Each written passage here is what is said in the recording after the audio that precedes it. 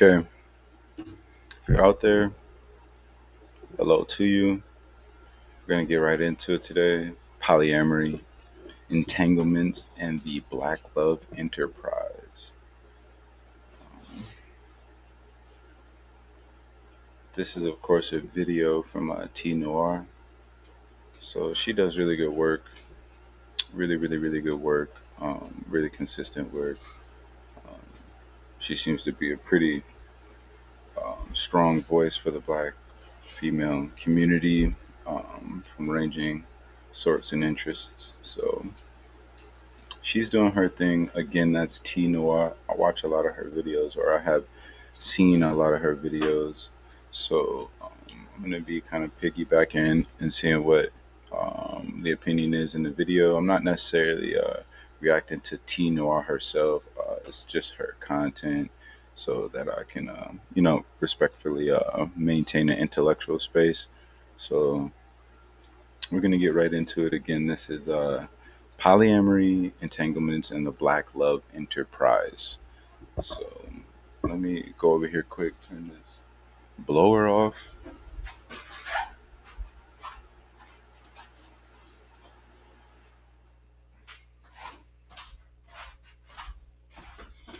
All right. All right. So let's go ahead and get into it. Hi everyone, welcome to this video. My name is T. If you're new here, I really do hope everyone's day is going well. I, for one, feel like I've aged about 5 years in the past 5 weeks because this is clearly Netflix's This Is Up season, where they finally released all their actually good shows that they've been hoarded in their basement for like the past 2 years. Oh my gosh, Money Heist, Sex Education, Squid Game, oh, and of course, You. We have a very long, very intense conversation ahead of us, so I want you to be comfortable. Grab a blanket, shit. If you're of age, grab a glass of wine. Join me. Usually my go-to is Pinot Grigio, but today I'm sipping on a little Chardonnay action. You know, if it was fitting. And I'm gonna give you the freedom to decide what wine is best for your personal viewing pleasure. And if by chance you need some help with that, no worries. I got you. Because this portion of today's video Let's see, she got the new print right here. That's hard. That's pretty cool.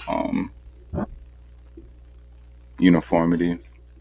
is sponsored by Bright Cellars. Bright Cellars is a monthly wine subscription service that matches you with wines based on your unique taste. And if you're anything like me, you have great taste. And when you find something you like a great wine, you stick beside it. While our loyalty is commendable, I gotta say, using Bright Cellars to expand my wine palette has been a level up I did not know I needed. On their website, you can take a short quiz that assesses your taste preferences in 7 simple questions. Now, even though this quiz is short, it was actually really great at assessing what my palate is familiar with while still throwing in something new for me to try. I was sent 5 white wines and 1 red. My favorites were Pinot Grigio. I gotta say that was pretty seamless weave in right there for the advertisement. Of course, Chardonnay, duh. And I was also able to try some Sauvignon Blanc. I am on my way to becoming a worldly connoisseur. Don't play with me. Once you sign up, the wine is sent directly to you. So no need to be in the grocery store or the liquor store aisle with hundreds of options playing eeny, meeny, miny, mo. Right sellers will send it straight to your door. Even better, each sustainable box comes with wine education cards for each bottle that outlines the tasting notes, suggested pairings, best serving temperature, and origin. If you're ready to try it out for yourself, Bright Cellars is offering 60% off their first 4 bottle box. Just click the first link in my description for more details. And of course, thank you to Bright Cellars for sponsoring. Again, I always try to get into the video fully authentic, especially when it's one of these wonderful essayists and creatives and thespians. There, a lot of them are like thespians. You know, they got acting skills, so they put them to use, and they have really good production and editing skills. So I like to show a lot of respect by playing the entire video. So let's get right back into it. This portion of today's video: non-monogamy and you. Canva was a game changer for my business. You can do things quickly and efficiently without cutting corners or sacrificing quality. Start designing for free at canva.com. All right, excuse me The there for structure the of new season commercial. 3 was really different from the others, which I can appreciate. And a key aspect that really stuck out to me was the Let's go ahead and bring it back just a little bit. characters Sherry and Carrie Conrad, who were initially in this portion of today's video. Non monogamy and you. The structure of You Season 3 was really different from the others, which I can appreciate. And a key aspect that really stuck out to me was the emphasis that was placed on characters Sherry and Carrie Conrad, who were initially introduced in the very first episode. They reminded me of a particular couple in Hollywood who the Now you'll have to excuse me. I forget that she does a lot of her content based on like media outlets and whatnot. So respect to her for her niche.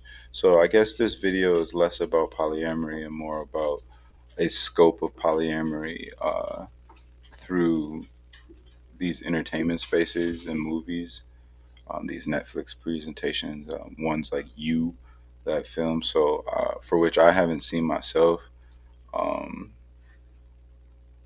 but polyamory entanglements in the Black Love Enterprise.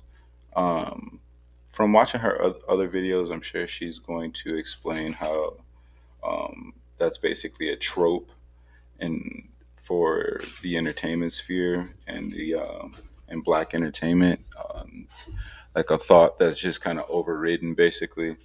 So let's go ahead and hear what she has to say. internet can't seem to go more than a few months without sparking discourse around. You know exactly who I'm referring to, Will and Jada Pinkett Smith. But hear me out. In You, before we became familiar with the Conrads as a unit, we were introduced to them individually. Firstly, Sherry, the supermom social media sensation who everyone loves for her selective vulnerability. And then Carrie, highly respected in his community, especially So she's highlighting selective vulnerability. I guess it sounds manipulative. amongst other men, not necessarily in the spotlight of his wife's work, but definitely a key essential factor considering he is the one who made her a wife and a mother in the first place, which shapes the experiences she so frequently and so openly talks about in her work. It's also notable that, similar to Will, Carrie is quite large in stature. So physically, he presents as this big, strong he-man, equally connected to both the brawny nature of his masculinity and the tenderness of his emotions. Just keep that in mind. Because of the Conrad's seemingly perfect presentation, it was often foreshadowed that there was a little something up with them. Some real unexpected stuff that the audience could use to explain how the hell they could be so like that. So damn perfect and so committed to upholding this perfection, especially in public. Something had to be up. And then, sure enough, in episode 7, by way of Sherry making sexual advances to Love, it was revealed that the See, unfortunately, I'm completely unfamiliar with the storyline. She's getting into it.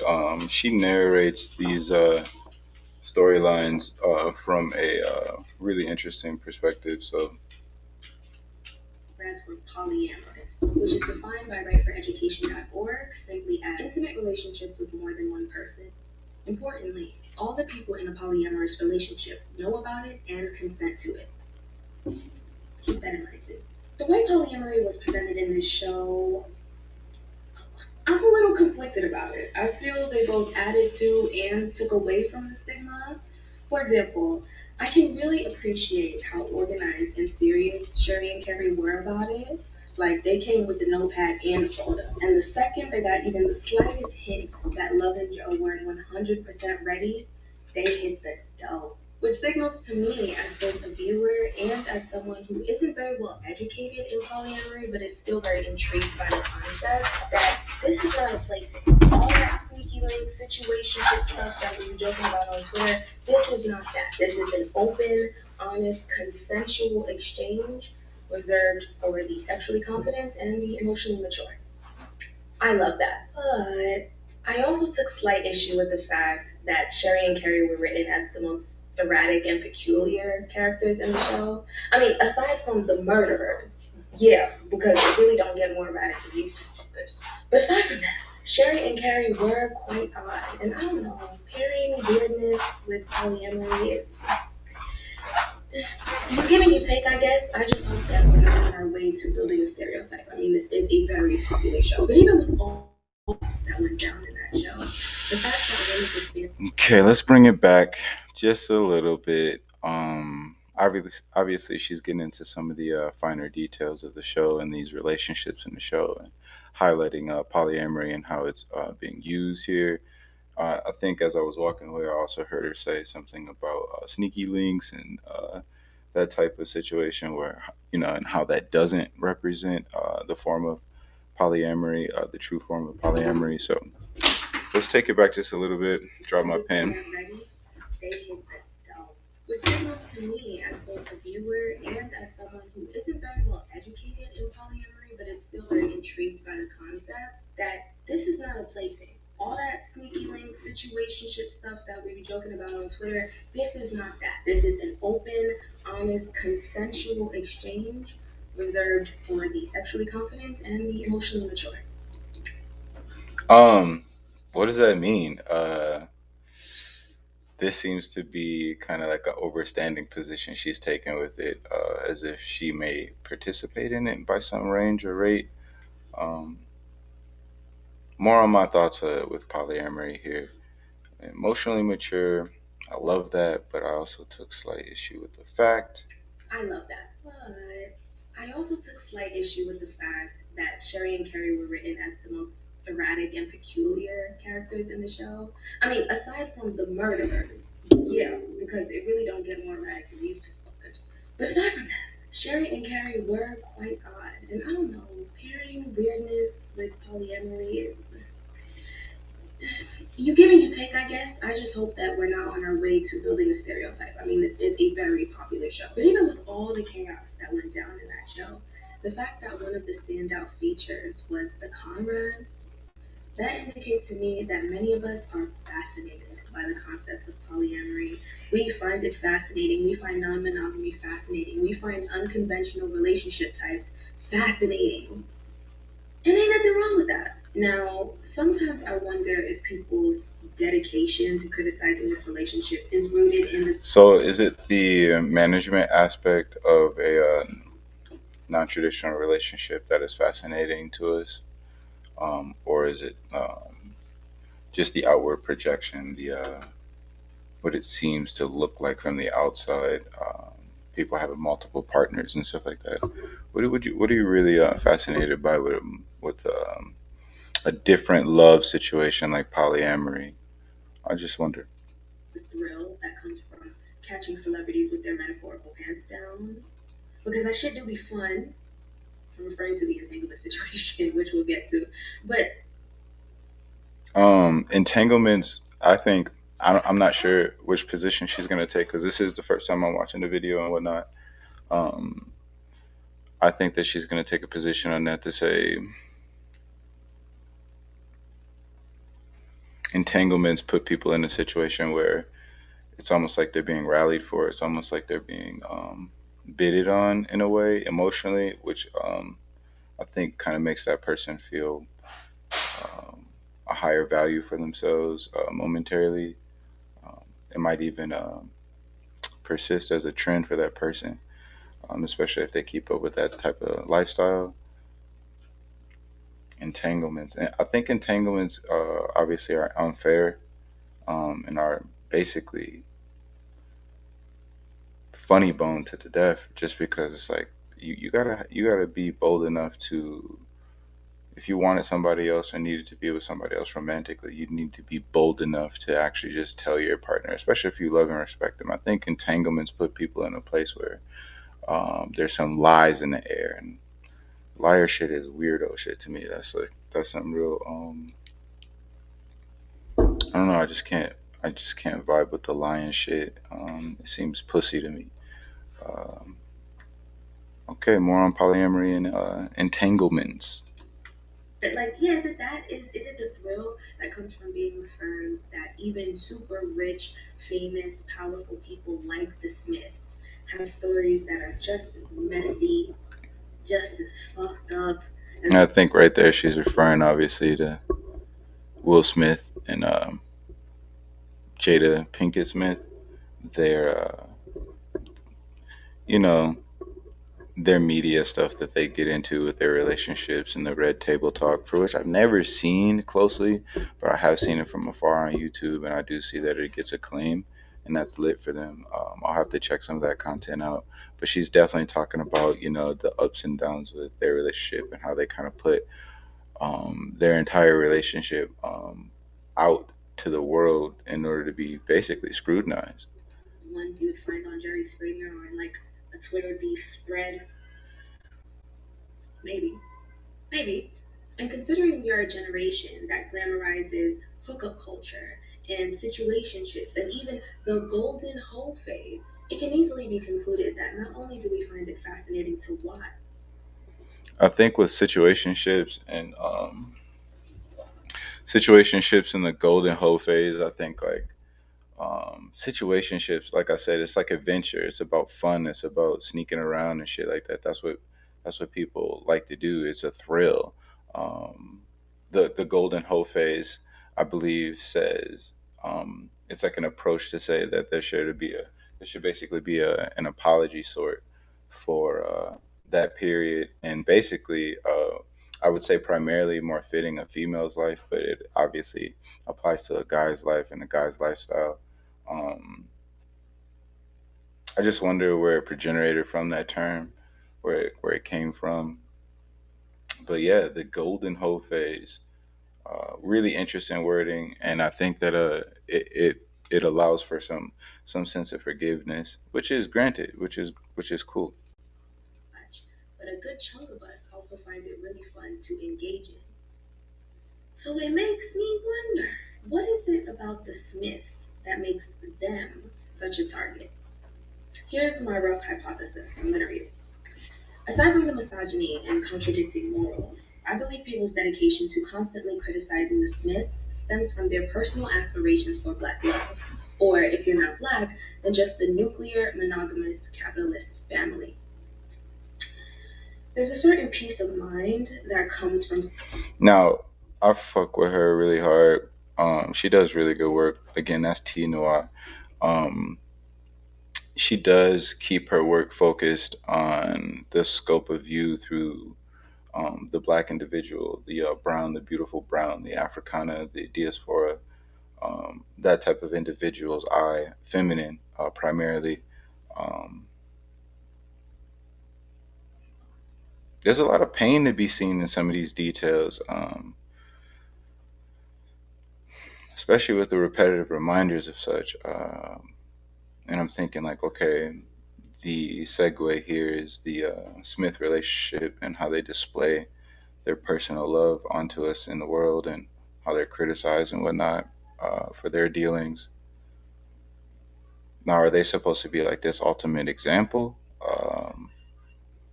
And if they are, or if they weren't, is it a failure when they fail? It's just kind of like those type of thoughts that she's basically bringing up. So let's take it back a couple seconds here.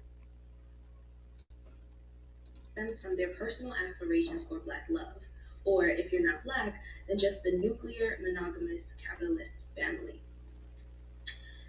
There's a certain peace of mind that Let's go comes from back one seeing more time and freeze that for you guys. There's some sneaky information here. This is what it's all about nowadays, to say like, okay, you're not black, then just the nuclear, like the tight family, monogamous, and capitalist family, like what sector of elitism are you participating in, basically? And so inclusion and intersectionality, is really something, that it's always going to be a tag for everything that happens out in the entertainment sphere. I'm sure it happens to her. Like, I'm sure she has fans that call her and say, "Well, you never comment on, other people and stuff," and she would comment, "Well, this ain't for them." Uh, you know what I mean? And I'm sure people are gonna say weirdo shit to me too.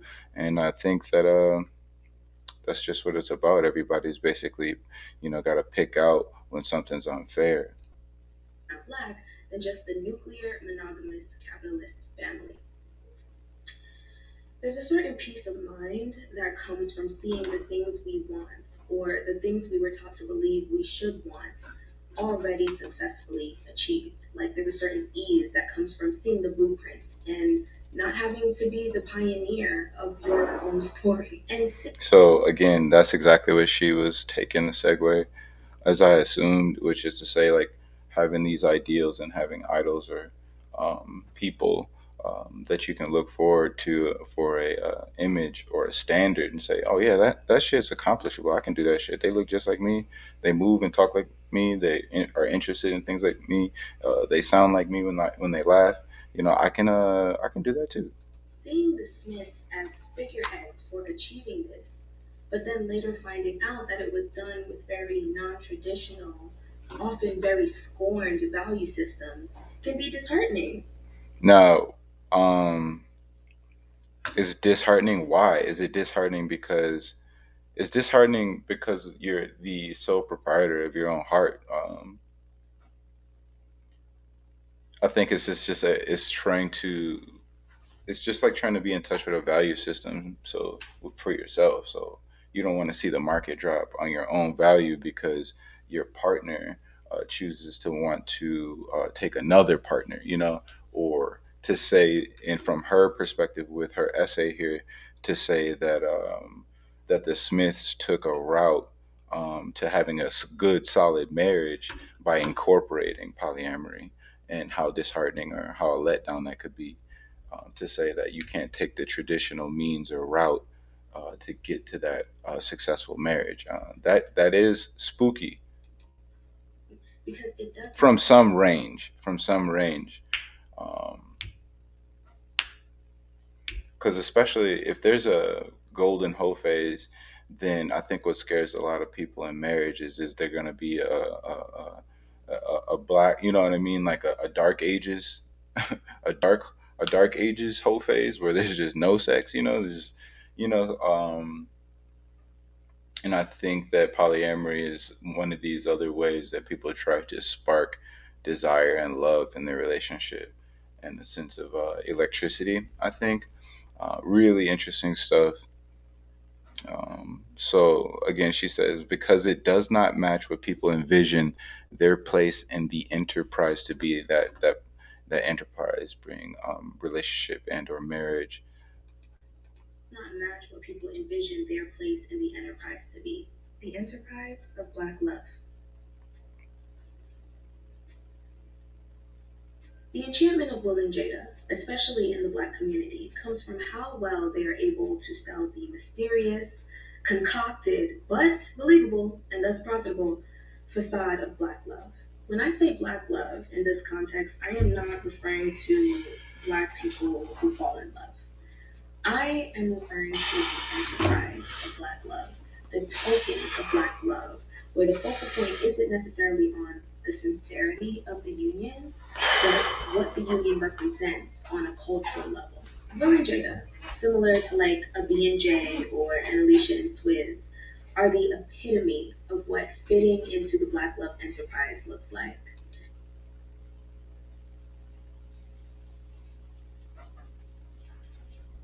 I think that there's something annoying about that, always having to fit into some general lane. I hate that. They've been together for a long time. They're attractive. They're cultural gems. And they're rich. And that is what many people aspire to have. That is what many people look at and they make a promise to themselves and they say, I'm going to get that one day. I'm going to obtain that one day. And I wish it was so simple. I wish we could stop it right there. Like, I really wish I didn't have to ruin everything. Again, like with her videos, is centered on the black community and the idols for which. So on my channel, I'll try to take a look at I want to take a look at a number of backgrounds. I also want to show support to some of these presenters that I do enjoy. But I do got presenters from all types of backgrounds that we're going to get into and try to see a scope of the view or a scope of life from their eyes. And that's what this is all about. So right now with me, if you're listening to this, you know, you basically have to see it through the eyes of a pretty black girl. trying to see the world and trying to weigh herself, trying to say, hey, what can I attain? What can I become? Based on the predecessor's approach, the supposed ones. So, because that's all the idol really is. It's like your chosen peers, right? That is in the job description. There is a video called The False Promise of Black Love by a user named Pink Mahogany. Really great, really interesting video where, by my interpretation, they explain that what makes the enterprise of Black Love so much more of a fairy tale than something actually obtainable is because it's centered on chauvinistic patriarchal values. Gee, just like that, I think the notion or the thought became a little bit diluted. Because obviously there's black love, and obviously there's rich black people, and obviously there's uh, achievements for all of us to have. So for it to get debased just because of the elitist standard of it, I guess, like the elite standard, to call it chauvinistic and patriarchal. Um, I think I'm always interested when these essays go this route, um, because it forces you to have to see the world through a female's perspective. And that's what I'm trying to do. I don't know anything, right? I'm not an expert. I'm just commenting on this stuff, just trying to take a look at it, trying to feel it out. Um, but I understand how it takes that turn because you're a female. That makes sense. That's what I would be focused on too. I would see chauvinism and patriarchal values, of course, as inherent evils, and threats, or something to basically shape up and barricade. Um,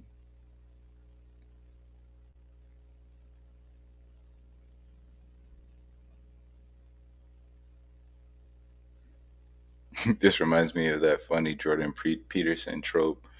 Where would we be? That shit is so funny. There's a lot of YouTubers tearing that guy down about his value set. Um, Jordan Peterson, the crying video. Take a look at that, and you'll know what reference I am shooting at. Because it's centered on chauvinistic and patriarchal values, and that again is the highest extent of black love. Um, and that's what I'm saying. The misnomer in some of these notions, I think, um, not to miscredit T Noir because she has a focus group, but I think the misnomer might be that in modern contemporary society, um, all civilizations are suffering from this as a part of what their love standard is rounded to be, chauvinistic and patriarchal. That's a lot of different. That's all the goddamn cultures basically, because there's not like an Amazon city somewhere full of women.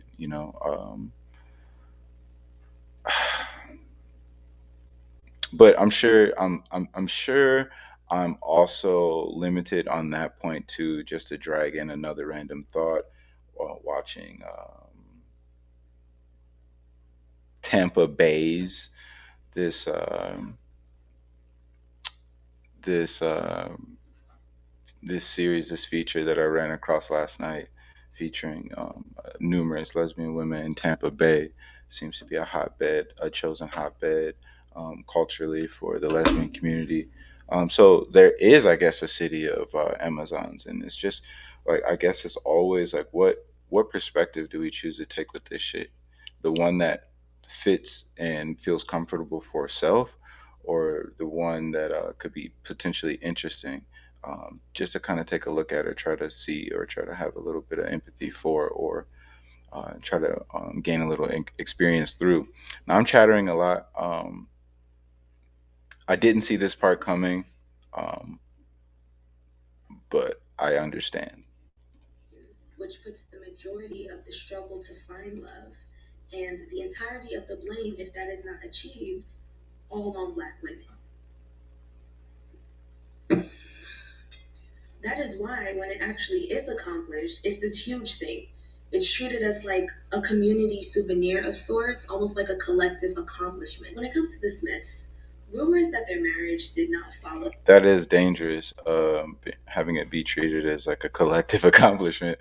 That's hilarious. traditional monogamy have been around since the early 2000s, so damn near the entirety of their marriage. And with the exception of a few Facebook posts and interviews, the Smiths managed to keep their relationship fairly private. And that was tolerated.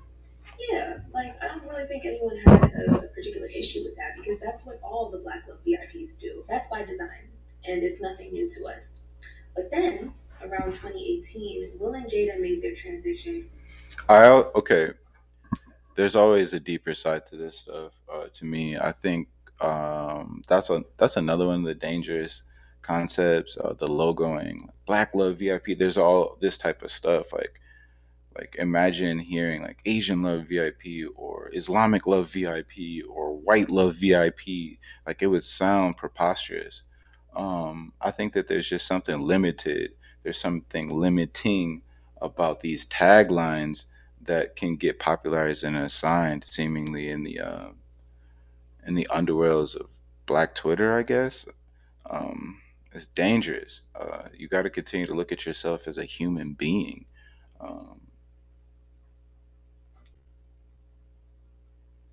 I think it just creates limiting standards. I really do. I really do. I really do. Everyone knows that if you come from another culture and you've made it here in America by any rate, um, then you're forced to walk through a couple different types of views of life and ways of communicating with people. Um,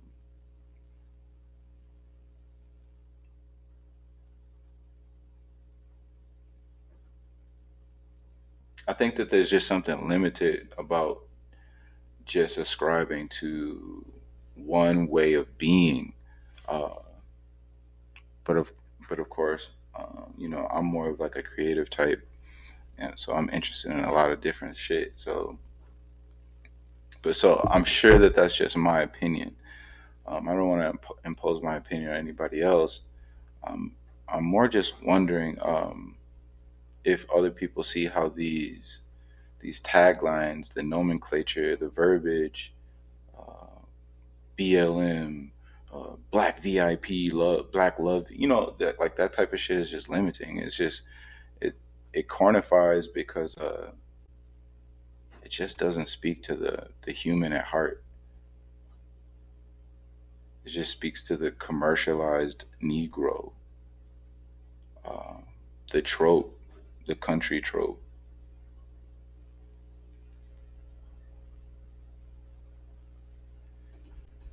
From the big screen to the phone screen, meaning that the bulk of their publicity was no longer coming from like movies and TV shows, but from social media. You see where I'm going with this? So they moved into that little gray area of like celebrities who are also kind of influencers, celebfluencers, I don't know. And the second they did that, they knew all that secrecy shit. But instead of just spilling their guts in front of us, they practiced selective vulnerability, which is a term I heard Kim Foster use in one of her videos. I'm talking, we learned about Will's once upon a time baby mama drama, which has now turned into a beautiful blended family. We learned about how his ego damn near destroyed the family. Um, People love these type of details. People love to hear that shit. People love to hear that Will Smith's not perfect.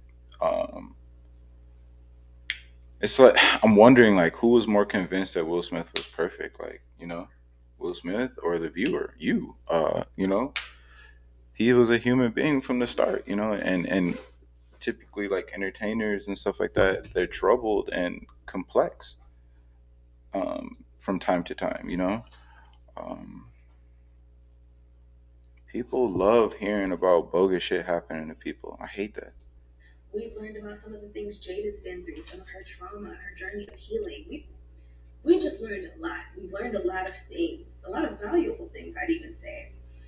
And this formula of selective vulnerability and giving us mess, but mess in retrospect. Now, like I said before, this selective vulnerability trope, that seems to be my word of the day, is that it's used by manipulative types to, um, conveniently be the victim, so that they don't have to take responsibility for something. I mean, it's completely cowardly when it's used in certain ways. I think selective vulnerability in a relationship comes in many different forms, from joking patterns that your partner might make to have certain cues to attract you, so that you come in a comfy, funny, playful way, to manipulative ways, um, to distract, uh, in an unfortunate and non-communicative relationship. I think, I don't know, man. Selective vulnerability. It just sounds like another way to play games to me, and I'm just not a fan of playing games. A lot of people are fans of playing games, and I think that if you are a fan of playing the goddamn game, then there's nothing wrong with that.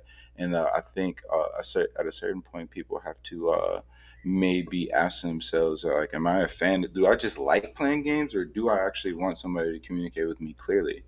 Um, do I enjoy arguing? Or do I want somebody who's going to be nice to me? Um, it's just kind of understanding how to be honest with yourself, especially in relationships.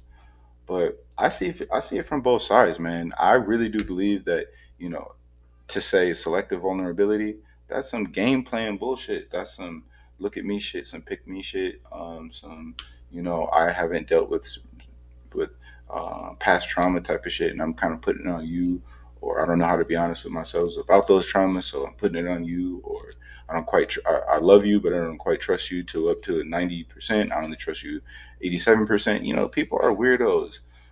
So we're really complex individuals, and people aren't perfect either. So the selective vulnerability thing, I think we are all capable of this, and we all use this. Even herself, even myself, right? Like, being here, being available to try to entertain or to try to cast thought. There's selective vulnerability there. It's in your style, it's in how you speak, it's in how you present. So it's everywhere. I think the selective vulnerability thing, low key, um, from a ubiquitous standard. Right? Mess that's like neatly packaged. It worked. It was working for a hot little minute. But that didn't extinguish the burning 20-year-old question that was lurking in the background. Are y'all fucking other people or not? So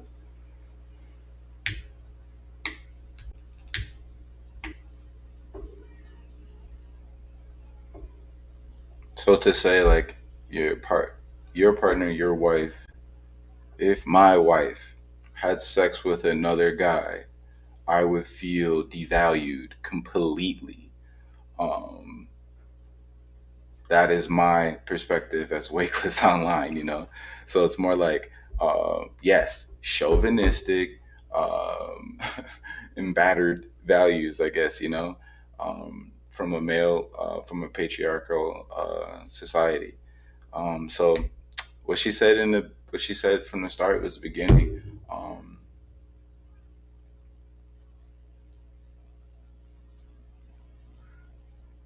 I'm not sure why men have the habit to um, want to ensure that women take the backseat in polygamous interests, um, while the man stands back and collects more women for himself. Of course, in order to reflect masculine power and domain, and his sense of care and his sense of a big heart. Um, if your wife wanted to do that, how would you feel? How would I feel? I mean, if I was one of five husbands that my wife had, if I was one of the five husbands that my wife had, how would I feel? What would my swag be like? What would my mood be like? What would be the things I would concern myself with day to day? how would I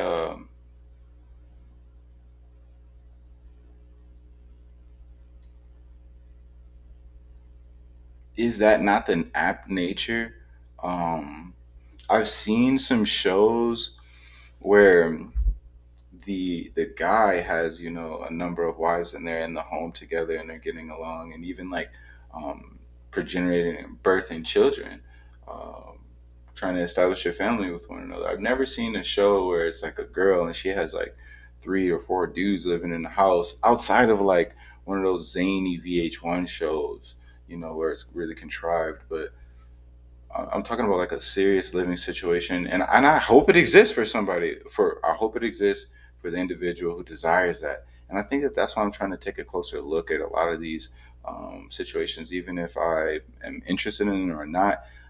Or if I can't see the if that's not necessarily my approach through life, I just want to be able to be a representation that not everybody's on this, you know, minstrel thing, you know, that gets imposed on like black men and stuff like that. I think that there's a lot of intellectual black men out there who spend their entire day thinking of all the variables and all the standards for every different approach that they have to take and where they are in the world and what their place really looks like in the world. So at the end, I'm just trying to ponder some stuff with you guys. Um, this stuff is interesting, man. This stuff is really interesting. Where would Wakeless Glenn be? How would I be? How would I be thinking today? You know, if I had to maintain a household with four other husbands for the one wife. You know, The biggest spectacle being the entanglement story broke in 2020, it's no surprise that social media put their foot on the gas and haven't let up since. Entanglement, shmentanglements.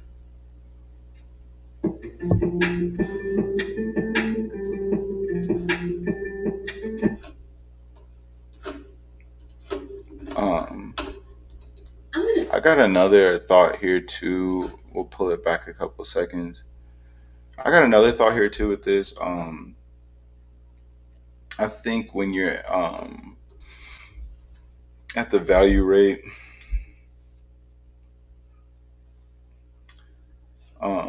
at the value rate of shamanticals and all this stuff, like entanglements and stuff.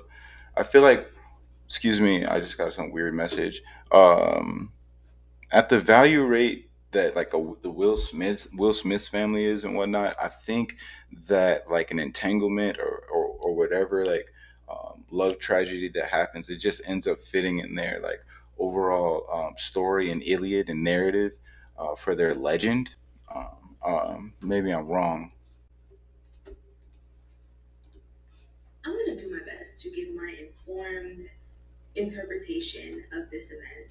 I was gonna say informed and unbiased, but I fear people may misinterpret unbiased as non-judgmental, and no way. No way, definitely judging. But I'm gonna try to be balanced in that. Equal opportunity hateration. You know what I mean? But judgmental or not, giving an informed take on this is difficult because in total we have less. I'm forced to No go way, back. definitely judging. But I'm gonna try to be balanced in that. Equal opportunity hateration. You know what I mean? But judgmental or not, giving an informed take on this is difficult because in total we have less than 1 hour of spoken information about this.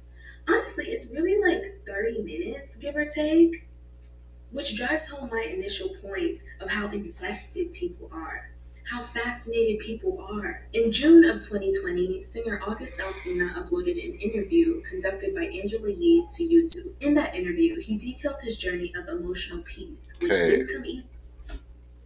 Angela Yee. I got to be honest with you. Angela Yee, she's always taken her dip into people's personal lives. That's what she uses. Like she expounds like these superstars and stuff, like their personal life. Like she shouts out their personal lives. It's a really interesting detail. I'm sure Angela Yee has like a perfect life, like a perfect relationship, and she's a perfect wife and a perfect partner. You know. Uh, She loves the dirty details of other people. It's so hard for me to respect that. I know she has a job to do, and she's bringing this claim to a lot of people and interest to fans per se. But I wonder if she finds any shame in basically talking about other people's uh, relationship details. Um, I think that I think that I think like dudes like me. I think dudes like me just get annoyed about shit like that off the rip, and it's not like a I'm trying to ask myself, is there like some psychosocial male versus female thing going on with that? And I'm thinking yes by some rate, right? Or percentage, right? Um, that shit just annoys me, you know? Um, People talking about other people's shit behind their back or blowing it over the radio and shit like that. Just there just seems something mishonorable about that. Easy considering everything he's been through. He battled addiction, he lost his brother, he lost his sister, which caused him to become the adopted father of his three nieces, amongst other things. And this man isn't even 30 years old yet. Around the 17-minute mark of the interview, he addresses he or his and Jada Pinkett Smith's alleged relationship. He begins by disclaiming that he ain't break up nobody marriage, okay? In fact, Will Smith actually gave him his blessing. Yeah. We gonna put a pin right the fuck in that. Okay, so if you're Will Smith and you give August Slina permission, or rather your blessing to have your wife, that seems like within Will Smith maybe some ultimate honor to um, show unselfishness. Excuse me, show unselfishness towards his wife and her desires. Um, and I think taking it out of the darkness and into the light is more honorable. Um, I think that they're one of these families, obviously, that it's hard to kind of see the world through their eyes if you're not like hyper rich like they are and stuff like that. I think, like I said before, they are taking kind of like a Romeo and Juliet, the two dueling families type of approach to the world, where they're basically boosting up their legend with every little detail, and every little detail plays to the favor of the overall legend for that family. And I'm a fan of the family. I'm a big time fan of fucking Will Smith. So not hating at all. I'm really just trying to pick it apart a little bit. Um, Really interesting stuff. Um,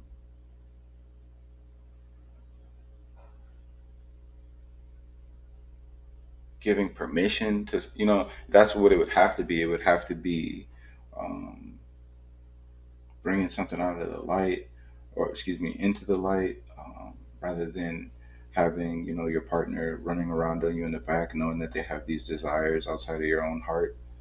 Really sad stuff. Um, Sad stuff.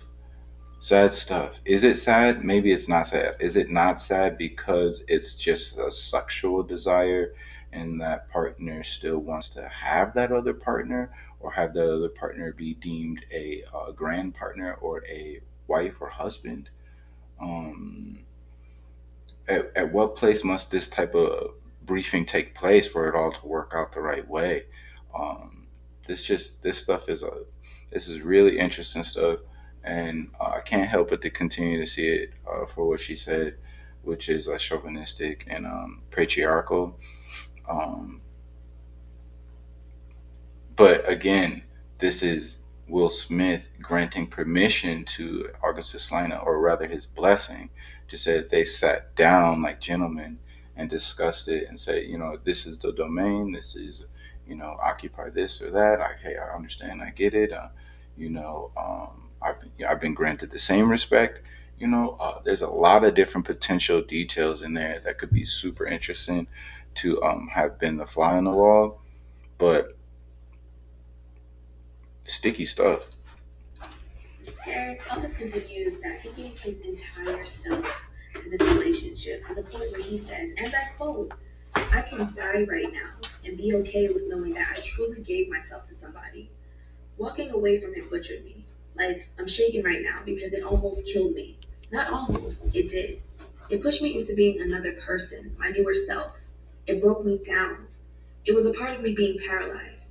Trying to pull myself apart from it will probably be one of the hardest things that I've ever experienced in this lifetime. A few weeks later, Jada Pinkett Smith brought herself to the table, joined by her husband, Will Smith. She explains that 4-ish years ago, so about 5-ish at the time that this video was uploaded, she became really close friends with August Alsina. And then both Jada and Will, in unison, they say that August was so sick when he first came to them. And as a family, they gathered resources to help pull him out of that. In that time, Will and Jada separated indefinitely, and she and August became entangled. She was broken, he was broken, and she just wanted to feel good, red flag. And she found healing in helping heal him, red flag. Now, aside from those bright, bloody red flags,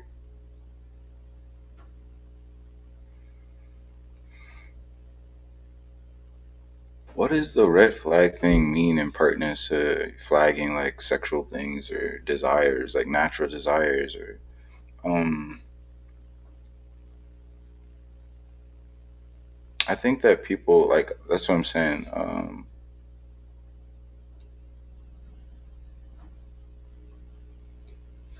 think people take these type of approaches to look coy, as if they don't have desires, or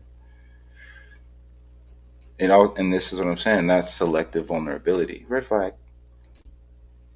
one of my only areas of concern for this situation was the evident power imbalance that was never once acknowledged. Jada Pinkett Smith and August Alsina are 21 years apart in age. I don't like that. I respect the age of consent. Okay, that's what I don't get. People just have no foresight, and that's what's so interesting to me. Like, okay, you care that they're that far apart in age, 21 years.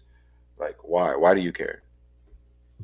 Because you don't agree with it now. But when you're old, when 21 years from now, when you're looking at a cute young man, you're gonna wish a little bit that he would like you, or that man could be available to you. So I think that there's something, there's something, there's something to jump into that ageism shit, low key. You got to be careful. You got to be able to see yourself as your older self, and see yourself as the person with probably the same amount of desires. I think it's just a way of avoiding a foolish human habit, to be judged. You can't judge somebody else's relationship based on how old they are, once they're both adults. That doesn't matter anymore. And I think as you grow older and older by year, you'll see that. Um, Especially, I think I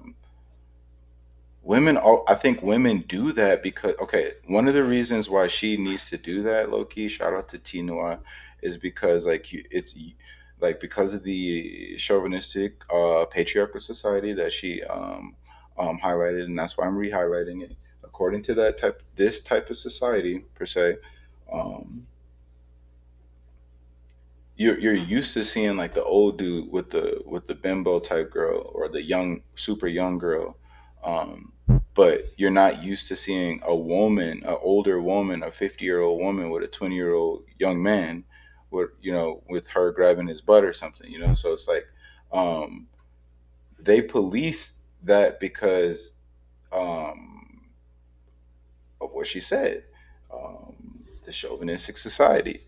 It's that could be available to T Noir when T Noir turns 50 years old, and if she wanted to be with somebody else who was like, if she wanted to be in a polyamorous relationship, and then make sure to maintain her a 25-year-old man, and she's 50 or 47, she could do that, like, especially if she was bad, right? So I'm saying, like, that should, like, it's interesting what we police for each other. Like, she was policing right there. I wonder if she realizes that, that she's spanking other women. Like, she's spanking women to say, like, if you're an older woman, you can't have no young man because that's not right.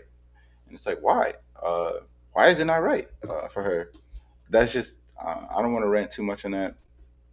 I do, and I get that none of this was technically illegal, but age gaps have to be examined on a case by case basis. It's not just about the number of years, but we also have to take into consideration the stages of life each individual party is in. Like, that's super important. Aside from being super young and immature, August Alsina came to them traumatized, desperate, struggling with addiction. And Jada Pinkett Smith still saw that as an appropriate time to. I'm gonna get into a video at some point about addiction. Addiction is a big hitter, obviously, for people. Um, at some point, I'm gonna get into it just because the shit's so sad. Start a relationship with him and not see any issue with it, even 4 years later, simply because of how transformative it was for her healing journey. That concerns the fuck out of me. That concerns the fuck out of me. And it concerned others too. Okay, here we go. Simply because of how transformative it was for her healing journey. That concerns the fuck out of me. It was transformative for her healing journey. Okay, now from the top of that, I'm thinking, okay, if it was transformative for Jada to be with August Alsina in lieu of Will Smith for a period for this entanglement, then maybe there was something there where I'm sure there was I'm sure there was many somethings there with Will Smith talking to other women throughout the years and stuff like that and doing it in a sneaky way. I think that there's probably some amount of redemption. There was probably some amount of unfortunate redemption that was granted with giving the blessing. That's what I'm getting in the sense of, and why a person could be essentially, stricken better. So let's get back to that. Time to start a relationship with him and not see any issue with it, even 4 years later, simply because of how transformative it was for her healing journey. That concerns the fuck out of me. That concerns the fuck out of me. And it concerned others too. Yeah, that was a huge area of concern, a huge part of the initial community conversation that happened shortly after on Twitter. So I'm not going to pretend like no one was paying attention to that. But the part of the conversation with the most legs, like the part of the conversation with the most momentum that's still running to this day, was questioning how this could even be love in the first place. How could Jada really love Will or love anyone if she does not practice sexual exclusivity? Now, I'm gonna skip the bullshit. I'm not even gonna make you guess on that one. It's because she's a woman. Jada's sexuality and Will's manhood. There's much to be Let's get into it. said about how polyamory in heterosexual relationships is viewed when it is the woman who is engaging most publicly in it. Many people feel it is their duty to come to the defense of Will, not out of their belief in the rule of sexual exclusivity, but due to their belief in sexual ownership. In the portion of August's interview where he spoke about his relationship with Jada Pinkett Smith, he began his entire spiel with, "I spoke to Will and he gave me his blessing."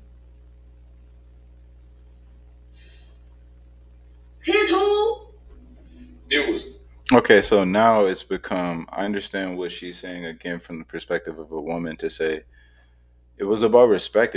To me, I heard it as respecting the partnership, the union of marriage, but to her, she heard it as having to ask for permission from a man.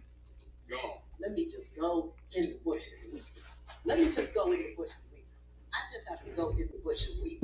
Really. I don't understand. I swear to God, I don't understand. Jada Pinkett Smith is a grown ass woman. Okay, need I remind y'all, she is old enough to be his mother. There's no blessings or permission needed. And I'm so glad that despite the fact that she was under fire, she still put her foot down in that interview and she left no room for confusion that she is a grown, autonomous woman. And ain't nobody blessing or permitting her to do shit with her own body. But that statement that August made is so rich. It's so rich. Because again, even as evolved as he wanted to appear to be, and I'm really not trying to sound condescending when I say this, but bless him. Bless him. Because you could really tell, especially with the way he was speaking, the way he was constructing his sentences, the pauses he was taking in between his words, you could really tell that he wanted to be mindful of what he was saying in order to show us that he has grown tremendously. And bless him, but even with that, he still couldn't make the simple connection that his relationship with Jada was okay simply because it was a consensual exchange that did not disrespect the boundaries of her marriage. And that's it. And that's where the sentence ends. He couldn't make that simple connection. He thought that the only reason it was okay, the end all be all justification, was because Will said so, because another man said so. That's rich. That's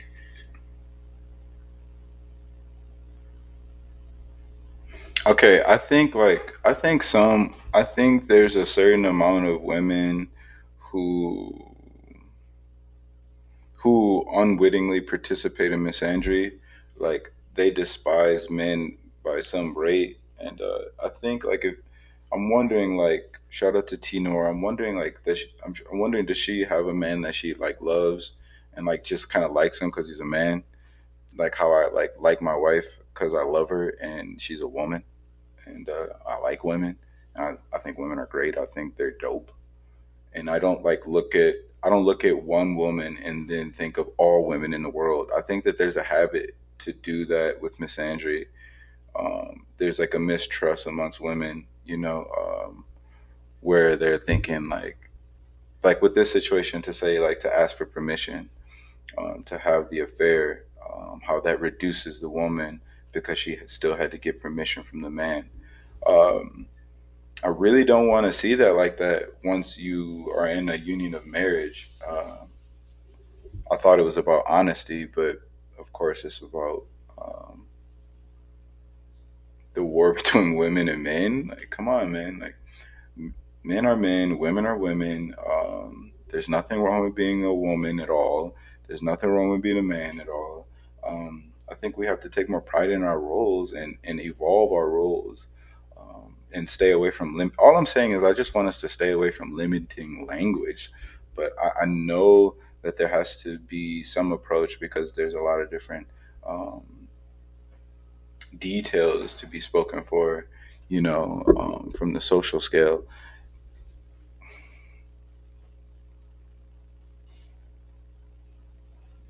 I just wish that it was more about honor and shit instead of like um, seeing T Noir be upset about like I understand like being a woman who does everything yourself and shit like that. Like I get that. Like women are super powerful. I personally never have thought that women aren't super powerful. So I've never been surprised when a woman is like doing well in the industry or doing well in the office and or she's a CEO or she's a financial analyst. I'm like I'm not surprised by that shit. I think a lot of people are. Because they do like misweigh women and they do misweigh men. I think we just need to stop dragging each other so much for our own for your very nature. Um, I gotta tell you though, great show by T Noir. She that's a really good engagement by her to get you thinking. And it seemed like her reaction to it is legitimate. But I'm wondering if there's like if there's a say an audience for her which she obviously has, where they're all enjoying that, that's kind of scary to me. Like, because it seems like, okay, from a man's perspective, like my perspective, I'm thinking like, oh, like it's not about like I'm just saying what I'm saying out of my mouth, not because I'm a man, but because I'm saying it to you. Uh, and it almost seems like it's going to be a ready argumentative approach with potentially a partner or a woman like that who they don't want to talk about. Like why do you want to be in a relationship with someone you don't want to talk to or make decisions with? I think that defeats the whole purpose. It doesn't matter what color or background or engenderment or pronoun you use. I thought you wanted to be in a relationship with somebody that you could talk to and make decisions with. So I think that laughing at that notion kind of reduces it because whether it was the female or the male who proposed it, it's about the institution of marriage and talking, the institution of a relationship, which is talking, conferring with one another, trying to make solid decisions together by considering each other's facts and demands, each other's both. That's what I'm about in my household. Um,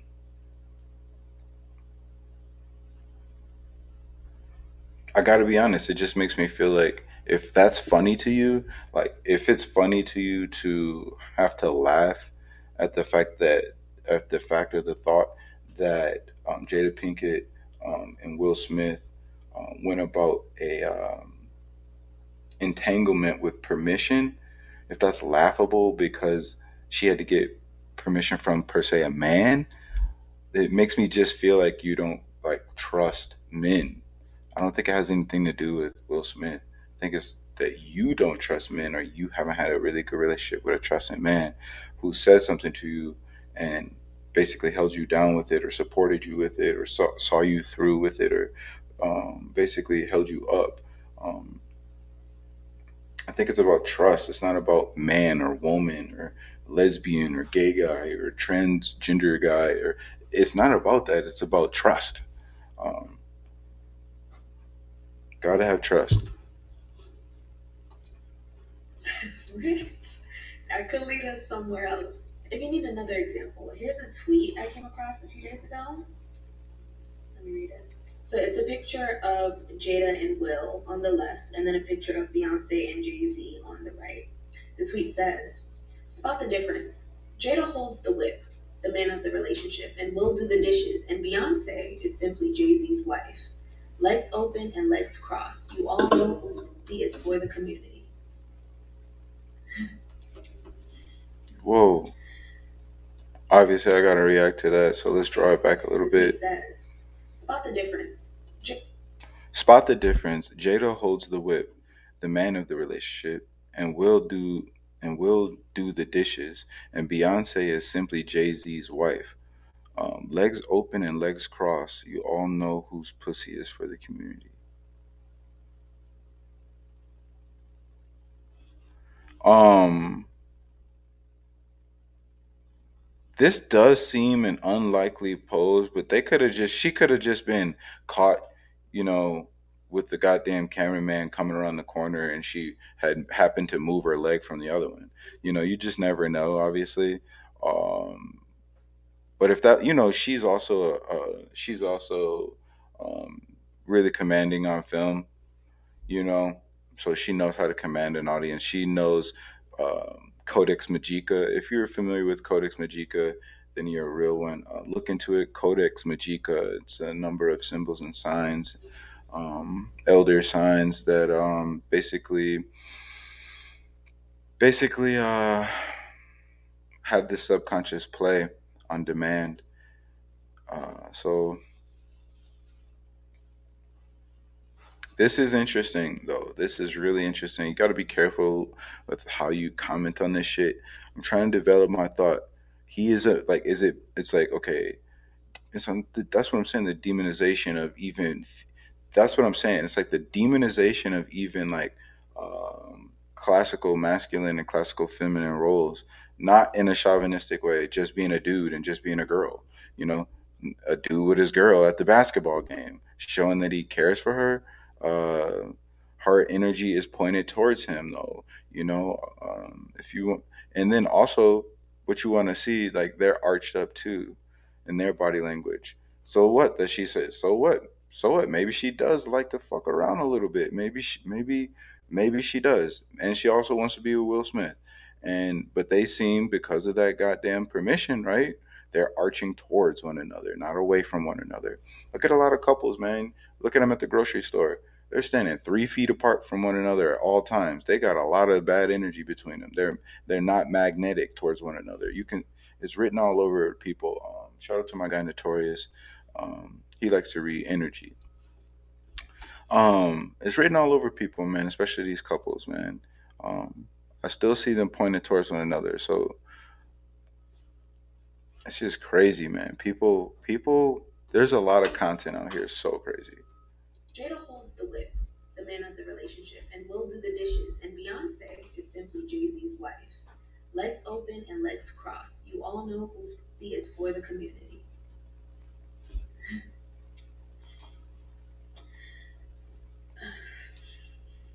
Now, this tweet is already so dense at face value, but let's revisit that last sentence. Legs open and legs crossed. You all know whose pussy is for the community. Not who is having sex with multiple people in the community, but whose vagina the community now owns. It's almost as if this tweet holds true the belief that when a woman has sex, she relinquishes ownership of her own body. Right. And there are some old values like that, obviously. Being, female chastity, being chaste, holding your value through your vagina or womb in a sense. And if you gave it up too early or if you give it up at all, then you're, of course, naughty or bad or horrible or not as feminine or not as woman or not as delicate or not as pretty or not as pure. Unfortunately, it's really, really delicate stuff. And that's what I'm saying. That's a dark slide to start seeing the whole world through every time somebody says something. But at the same time, that comment, like, again, trope, fucking, uh, she's for the streets. It definitely does say, like, okay, it says, like, that girl gave it up to one too many, two too many, three too many, four too many guys, and now we consider her for everybody. Anybody, it's not that hard to be with her. Um, that's really hurtful shit. Obviously, um, that's really really hurtful shit. Um,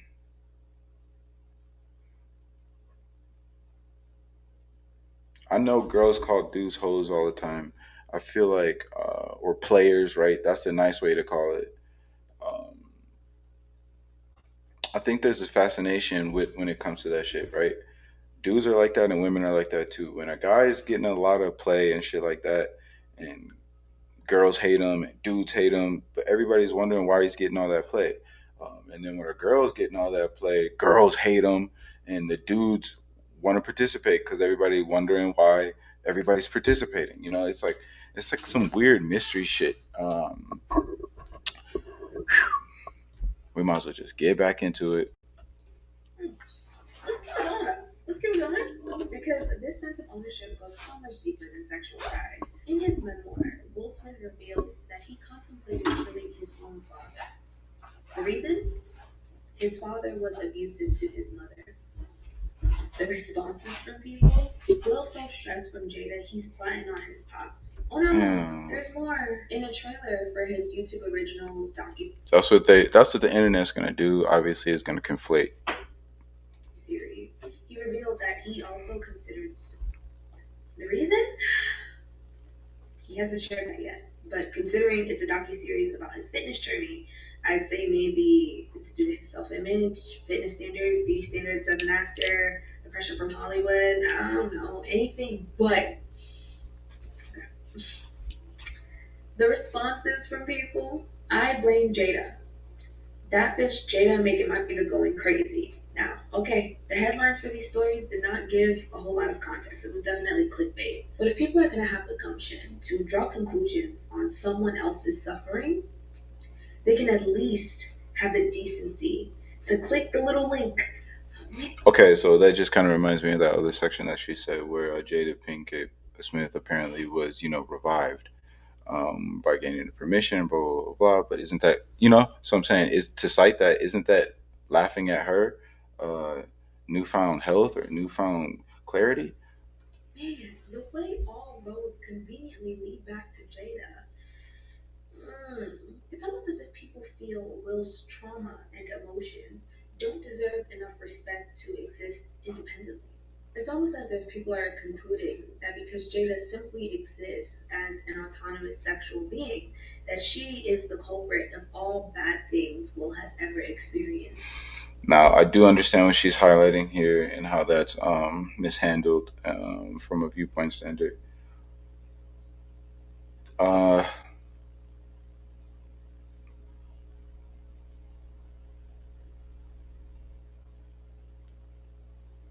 I think you have to try to see the world through people instead of like the roles people play, their primary role sets, because of what they look like.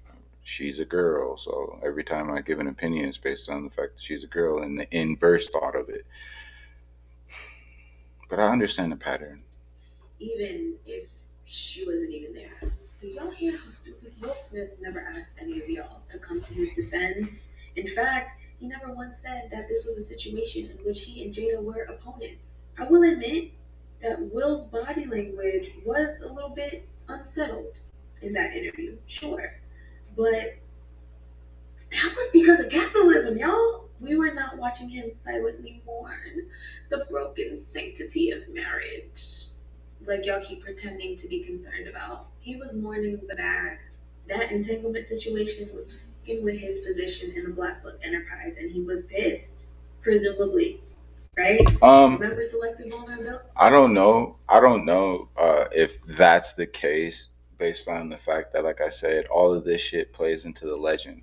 Um, all of these little interactions and details play into the legend of their family, and I don't think that his stock dropped in the black love enterprise sector. I really just don't. I really think, if anything, his value, his stock went up, obviously, because it's all in circular promotion. They didn't select that shit. And it would be upsetting for anyone that someone else's mess, even if that someone else is your spouse, someone else's mess is threatening your income. Like, I would be pissed too. Nevertheless, he and Jada were not on opposing sides, which is why they came to the red table together. But people still view Will as a victim. And let me tell you why I think that is. FD Signifier, one of my favorite creators, has a video called Black Men in Love, where he discusses just that. And he talks about Love Jones amongst other classic. I think it's really. There's another play here too with the Will Smith thing, like because like Will Smith is seen as like a superhero too. He typically plays a superhuman, a person with more God given abilities than the next guy type of shit. He's usually plays that guy, so people tend to see him as this like otherworldly type of guy. So and Will Smith is lit. So I think that anytime you're attacking people's idols, they're gonna be really sensitive about it, whether a girl caused the situation or not. So I think that there's something in at least considering that. Black love story movies. And in a chapter called Masculinity versus Vulnerability, he talks about the process of falling in love for Black men and how, in order to have true love that serves your partner in a genuine, selfless way, all that machismo gotta go. All that toxic masculinity and being hard got to go. And this is where I started to develop. Um, and I think there's something interesting about that too. I think um,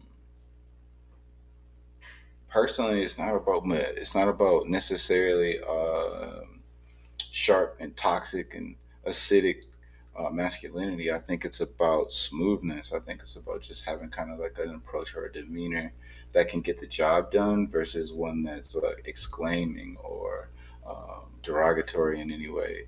Um, I just I just feel like communicating clear is the answer. It's not like for you hard ass dudes out there and for you soft ass women out there. You don't have to remove your incredible soft or your incredibly hard femininity. You need to learn how to use that energy in the right.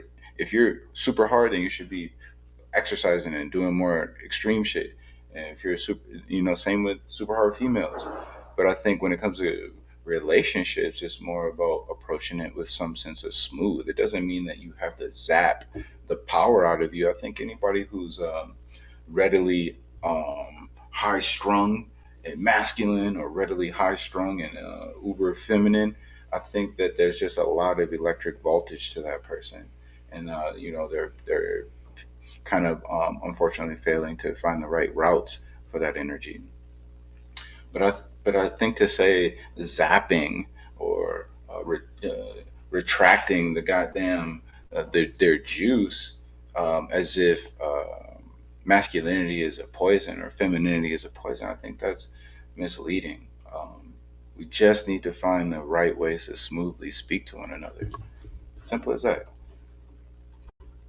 Some empathy. Because from the outside looking in, it seems so easy, right? Like, bro, just stop being toxically masculine. But But if what that's does all you that ever do, mean? What is, I think, okay, is toxic, hopefully, toxic masculinity is just like the need to just throw around muscles and get like loud and shit. But so when does it, like, if this is what you're focused on, if you're T Noir, shout out to T Noir. If this what you're focused on is toxic, like if you're out with a dude and you're always scanning them for toxic masculinity, what I'm just wondering what type of genuflections or what type of mannerisms end up equating that type of toxic masculinity for you. Um, do you like hard men, or I think that, like, instead of saying you, I think hopefully instead of saying you don't like toxic masculinity, hopefully you say you do like, effeminate guys, guys that don't show any traces of masculinity. I think I would like to hear something about that. oh, in that case, it's no longer a simple shedding of a bad layer. It is a constant undoing and reinventing of self. And a constant reinventing of manhood, all in the gamble that is No. romantic love. An emphasis on gamble. Because another thing FD Signifier mentions is that vulnerability could risk a man's general desirability to other women. And that's the tea and cookies right there, because I know that there are a plethora. All right, let's go here. The FD Signifier mentions is that vulnerability could risk a man's general desirability to other women. Um, I don't know if that's the truth, man. I think for a man, like, it's just showing the ways to. It's like finding a way to be vulnerable at the right time, or to show if you are a manly type of dude, then to show your woman, like, hey, like, I've been thinking about this, and I just want to bring it to you and let you know that, like, I value being real with you. I know I get pent up, I know I get tight about shit, but I do want to talk to you about this because it is important. And I would never want to keep you out of it, or have you not understand if there was something going on with me. Like I said, it's about smoothness. It's about approaching stuff with a sense of humanistic understanding instead of role preoccupation. Um, Um, let's keep it real on my channel. I fuck with T Noir's stuff. Like, she does excellent work. And I really do watch her shit, and I'm gonna continue to watch it. This has nothing to do with her personally. I'm more so just trying to spout. I'm trying to basically call out, a perspective like my own. Which is, you know. Dudes that could be seen as being toxically masculine. um I don't know if that's always true, man. I don't know if that's always true. I think that guys have hearts too, man. I think, like, a guy like myself, I think hard about stuff. I think I try to consider what other people are going through. um and just because I'm a dude don't mean I throw my dude at everybody else. And so I think that there should just be a little bit more representation for that within the female community. There's respectable dudes out there that are dudes, um, and it's fun to be a man's man. It's fun to be a dude's dude. But I don't got to hate on anybody else to be me, or to be solid. And I think that that's what's getting lost in the toxic masculinity debate. Um, I think toxic, from my point of view, toxic masculinity is really just the tryhards, like the dudes who really don't have natural swag, and they got to do every little extra thing and make sure everybody sees every little extra thing in order to have any self confidence. That's not a traditionally masculine man or alpha male, in my point of view.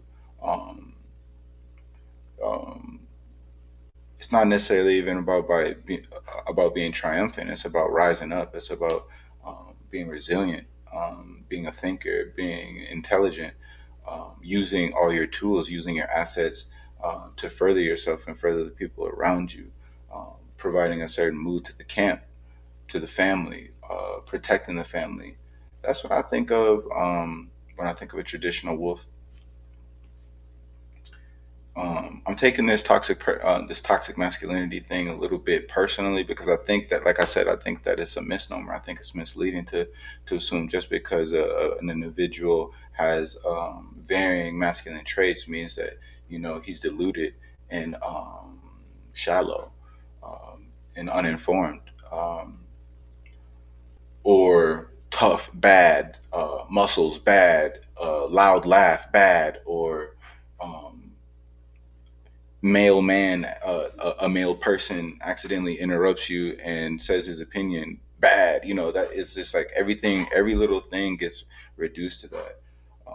Meanwhile, it's like what I also don't understand is like a woman like this, like T Noir, like she, like if toxic masculinity is bad, then like is any of this considered toxic femininity? Being overly feminine, is that bad too? No, it's of course it's fucking not.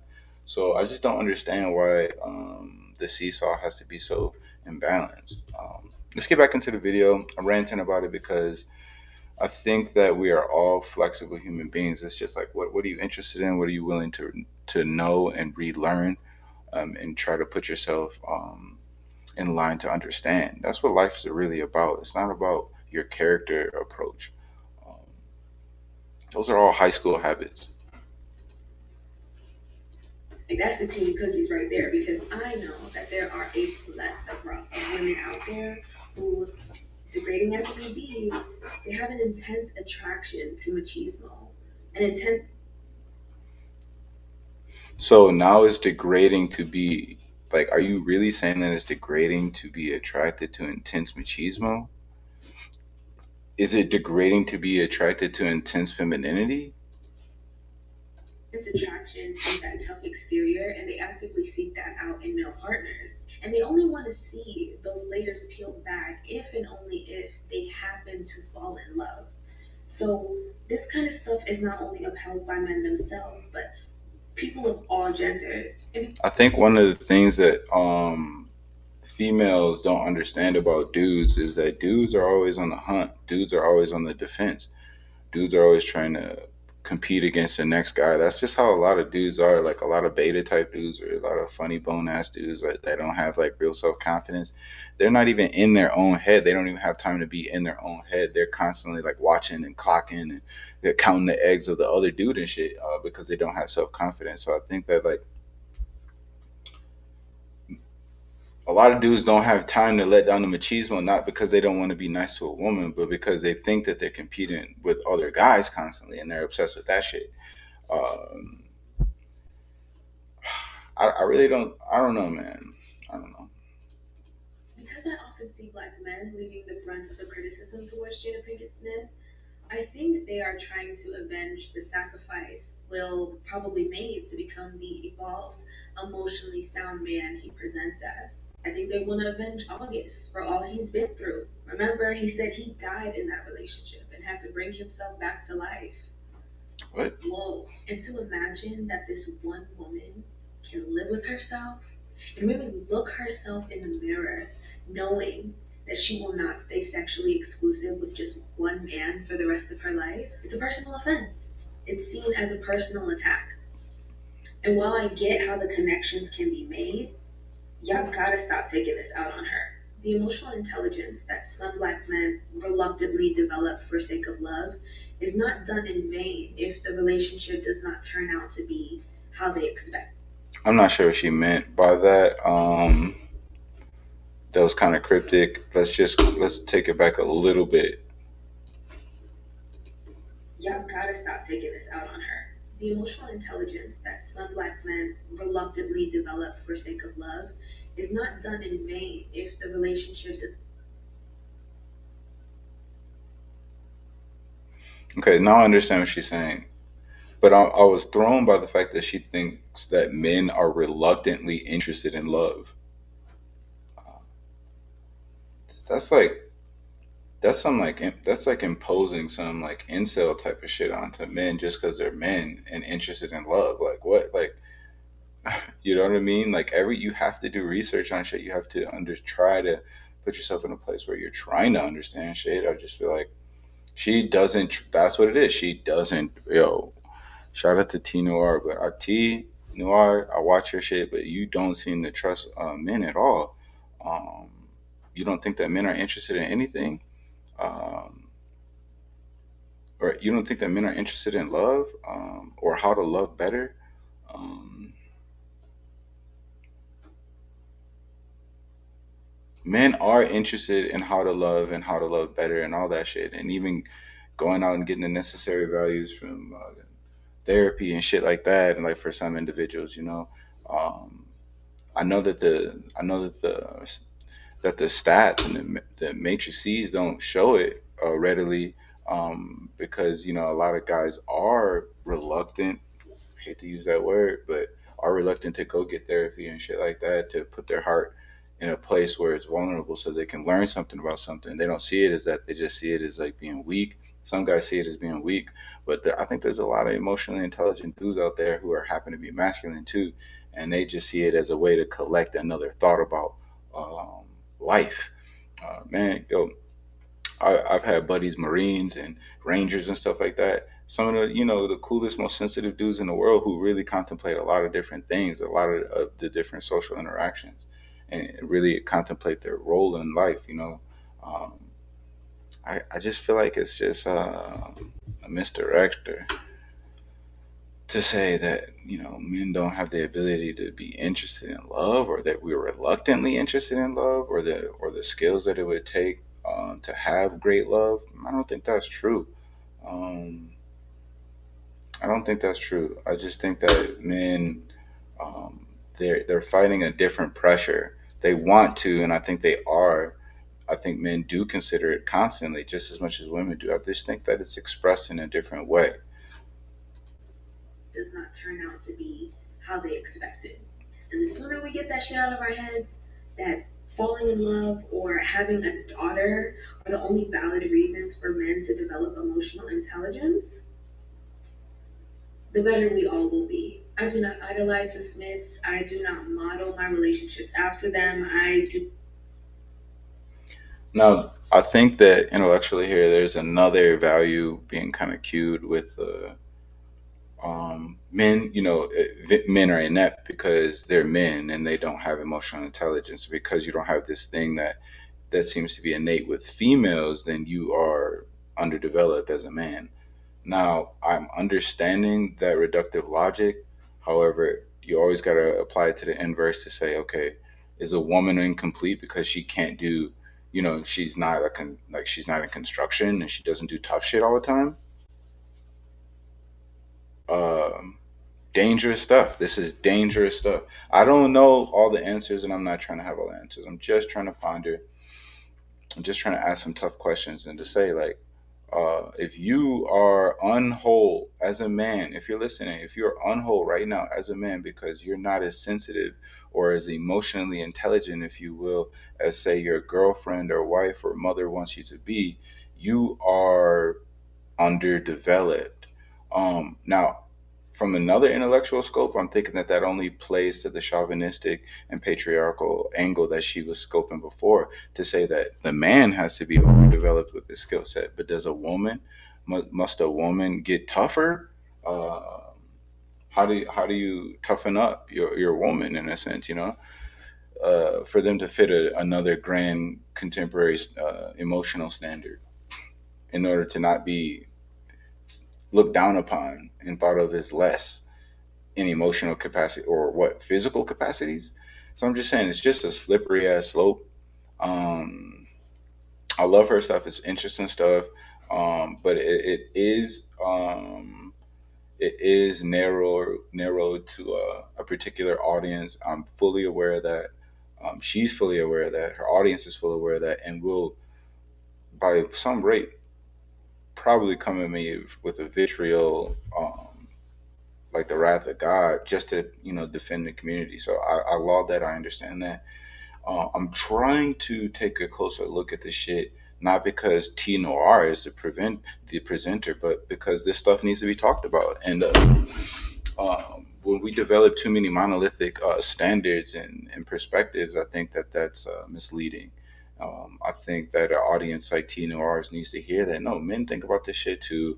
men are seeking out the necessary means to try to have better relationships, especially men in my particular generation and stuff like that, where you're trying to have this explorative feature for what the world is and defy what the world imposes upon you. So again, I love that her content is lit. She does a really good job with it, and incredibly consistent T Noir that is. Go to her shit, subscribe, be interested. It doesn't matter if you're a Mexican girl. It doesn't matter if you're a Chinese girl or a North Korean guy. Be interested in shit. On my channel, I'm gonna have more content coming from all walks of life, from people of all walks of life. I want to do my best to keep speckling my page here with some of the content creators that I actually do watch. So I got some I got some variant content coming up. Some more Khadijah stuff, some hit home shit. Get into Elon Musk on aliens, Apollo 11 astronaut, Henry Van Buren, some of these people. So we got some varying topics coming up, but I need to get into more complex and varying cultural content, ethnocentric content from all ranges and walks of life. That's what I'm interested in doing, and we really need to start asking ourselves, like, um, do I really feel this way? Have I been told to feel this way? Am I only feeling this way because I've been imposed a certain idol onto me? Um, these are the truths because the same truth is malleable. It changes. It becomes versatile when it's applied to somebody else. So we got to just be careful of running with all this shit, and just kind of realize the pertinence of your own intersectionality. From your major and primary roles that you play in your life. Be it if you're male, female, male. I'm a male, father, brother, son. Uh, carpenter type of thing. We just gotta, like, you want to know who you are and what you carved out for yourself, but you want to continue to adventure. You want to continue to be interested in stuff so that you don't have a limited pressure onto you, so people can't um, subjectify you to things. um, Interesting topic.